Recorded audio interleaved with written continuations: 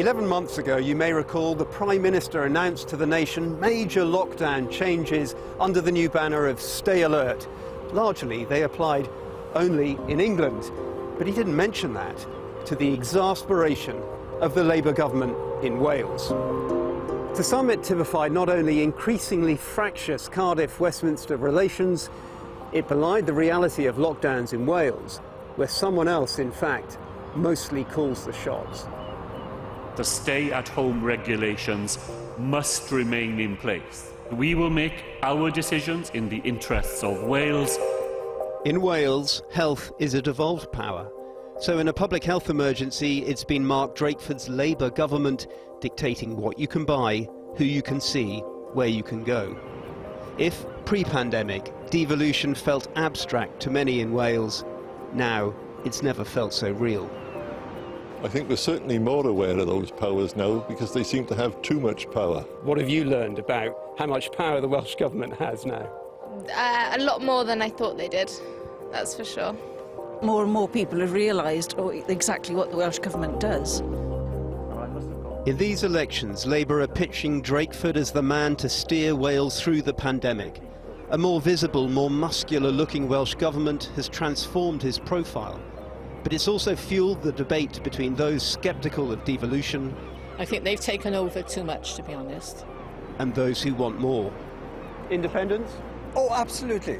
A nation that realises its potential. Adam Price's Plaid Cymru is now promising a referendum on Welsh independence if elected. Buoyed by polling, 28% want independence, said a recent survey, as well as a surge in membership of the grassroots movement Yes Cymru. I think people appreciate honesty and authenticity, and we have to declare to people clearly where we stand on this issue, and also inspire people. I think, you know, hope is the most powerful currency in politics, and our vision of an independent... But you know that the polls suggest a majority of people in Wales wouldn't back independence, and yet you're placing it at the heart of your campaign. Yeah, politics is all about momentum. And the momentum is with the independence movement. Why? Because it's a positive, enthusiastic, hopeful vision of the future of Wales, which is based on the idea that we have great potential, but we're not able to realise it. And that's why, you know, people are surging in their support for independence. Is it fair, can I just ask you, is it fair to impose a referendum on a country which has been so bitterly divided by the last one? No, for us, it's a simple matter of democracy. I mean, the people of Wales deserve the right to decide whether they want to become an independent nation. We are a nation, and yet we've never, ever been asked whether we want to become independent like most other countries in the world. So I think that, you know, from a democratic point of view, it's the right thing to do. If Brexit exposed deepening fault lines within the Union of the UK, then COVID arguably has widened them. It's fertile territory for Wales's independence movement. Labour and the Tories take note, says one commentator. The dragon in the room has been ignored for too long. I think it's incumbent really on both of the big UK parties, which are avowedly unionist after all, to come up with modern solutions to what even a lot of Conservatives acknowledge is a broken union. So I think, you know, Wales, interestingly, could be a catalyst for change here because, you know, if there's a sense that there's a growing support for independence in Wales, that really frightens people. Some predict Labour will need a coalition with Plaid Cymru to stay in power in Wales. Labour opposes an independence referendum, but it does want a new settlement for Wales and more devolved powers. You've accused Boris Johnson's government of being a recruiting sergeant for Welsh independence, haven't you? What about the role of your party in all of this? Where's been the sense of urgency about coming up with a new vision for the future of Wales?